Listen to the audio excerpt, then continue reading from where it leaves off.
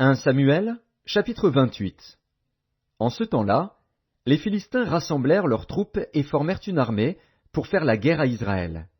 Akish dit à David, « Tu sais que tu viendras avec moi à l'armée, toi et tes gens. » David répondit à Akish, « Tu verras bien ce que ton serviteur fera. » Et Akish dit à David, « Aussi je te donnerai pour toujours la garde de ma personne. » Samuel était mort, tout Israël l'avait pleuré, et on l'avait enterré à Rama, dans sa ville.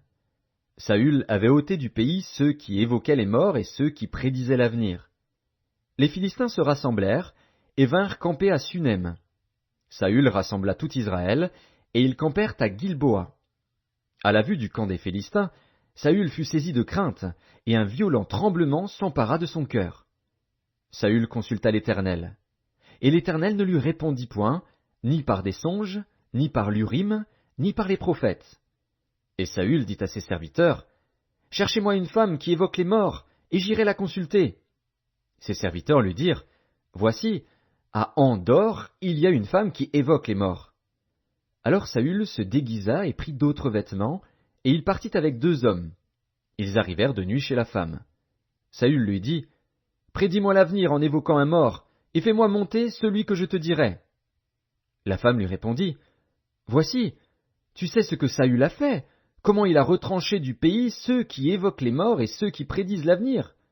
Pourquoi donc tends-tu un piège à ma vie pour me faire mourir? » Saül lui jura par l'Éternel en disant, « L'Éternel est vivant, il ne t'arrivera point de mal pour cela. » La femme dit, « Qui veux-tu que je te fasse monter? » Et il répondit, « Fais-moi monter Samuel. » Lorsque la femme vit Samuel, elle poussa un grand cri, et elle dit à Saül, « Pourquoi m'as-tu trompé? Tu es Saül. » Le roi lui dit, « Ne crains rien, mais que vois-tu? » La femme dit à Saül, « Je vois un Dieu qui monte de la terre. » Il lui dit, « Quelle figure a-t-il? » Et elle répondit, « C'est un vieillard qui monte et il est enveloppé d'un manteau. » Saül comprit que c'était Samuel, et il s'inclina le visage contre terre et se prosterna.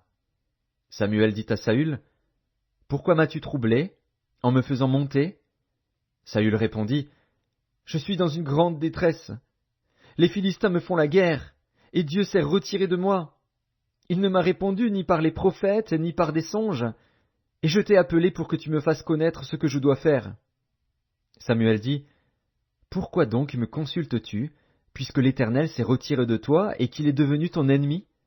L'Éternel te traite comme je te l'avais annoncé de sa part. L'Éternel a déchiré la royauté d'entre tes mains et l'a donnée à un autre, à David. Tu n'as point obéi à la voix de l'Éternel, et tu n'as point fait sentir à Amalek l'ardeur de sa colère. Voilà pourquoi l'Éternel te traite aujourd'hui de cette manière.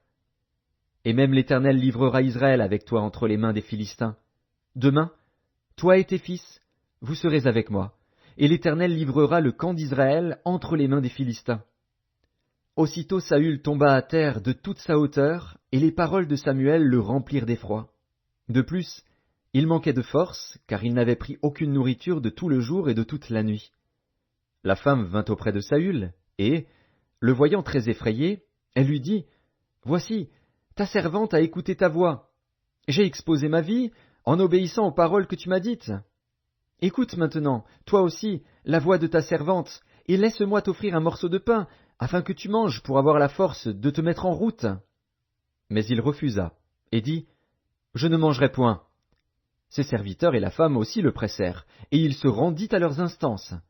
Il se leva de terre, et s'assit sur le lit. La femme avait chez elle un veau gras, qu'elle se hâta de tuer. Et elle prit de la farine, la pétrit, et en cuisit des pains sans levain. Elle les mit devant Saül et devant ses serviteurs. Et ils mangèrent. Puis, s'étant levés, ils partirent la nuit même.